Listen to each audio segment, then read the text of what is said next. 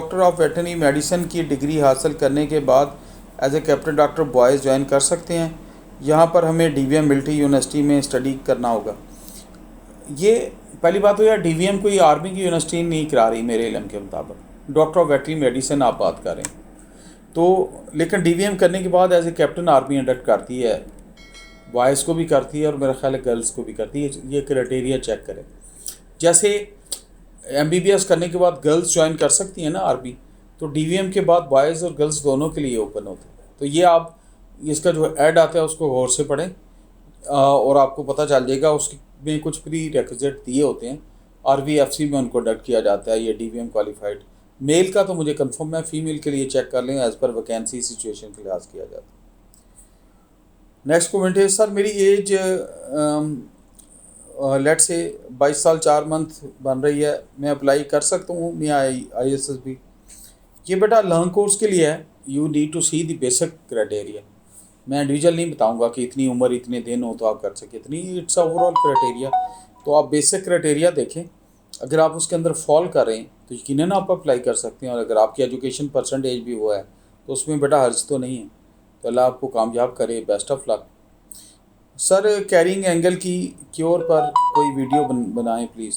ठीक है जी, बना लेंगे इंशाल्लाह, नोटेड डाउन। नेक्स्ट टाइम हम ट्राई करेंगे। मेरी टीम ने भी नोट कर लिया, मैंने भी। ये टीम से रिक्वेस्ट है, मुझे लहदा रिमाइंड करा दें। सर मैं एक्चुअली BS इंजीनियर कर रहा हूँ और अगर इस टाइम पीरियड में मैं FSC बेस पे अप्लाई कर सकती हूँ या ग्रेजुएशन कंप्लीट करके ही अप्लाई करूँ? ये आपकी कम्युनिकेशन तो इससे तो बेटा लग रहा है कि आप फीमेल हैं। तो बेटा इसके दौरान तो कहीं भी अप्लाई नहीं होता।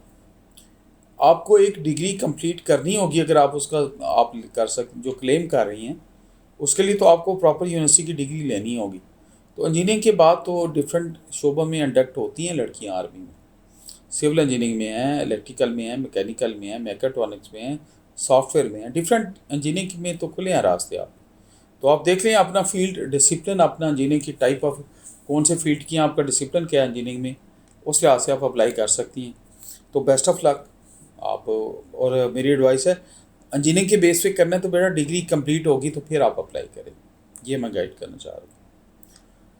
क्वेश्चन इज नेक्स्ट के I got 86% marks in matric but unfortunately due to some problems in my house I got just 55% marks in intermediate. Will it affect my SSB for selection? Not, please guide me kindly. May Allah bless you many more.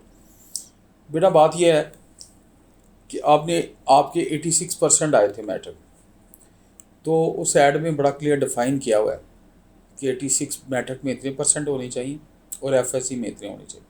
C the add, वो जो add army ने www.joinpakarmy long course के लिए दी है, पढ़ लें। उसमें जो बेयर मिनिमम % अगर आपकी है तो वाई नॉट, आप अप्लाई कर सकते हैं। लेकिन उस क्राइटेरिया के अंदर बेटा आपको फॉल करना पड़ेगा। वो हर ऐड में एलिजिबिलिटी क्राइटेरिया गौर से पढ़ेंगे, आपको इस बात का जवाब मिल जाएगा जो आपका सवाल है। मैं आपको डिफरेंट % पे कमिट कोई करके मैं गाइड करना नहीं चाह रहा। तो you need to read the ad के वो क्या है। अगला है, सर मैट्रिक आर्ट्स के साथ ज्वाइन नहीं कर सकती। ये तो मैट्रिक के बेस पे तो कोई भी इंडक्शन नहीं हो रही आजकल, और फिर फीमेल की तो बिल्कुल नहीं हो रही। यू नीड टू सी कि फ़ीमेल के लिए कौन कौन सी कैडेट कोर्स के लिए ना पूरी वीडियो है मेरी, उसको भी देख लें। और बाकी भी जो वैकेंसीज़ आती हैं उसमें डिटेल्ड क्राइटेरिया बेटा दिया होता है। But I salute to your efforts. अल्लाह आपको कामयाब करे।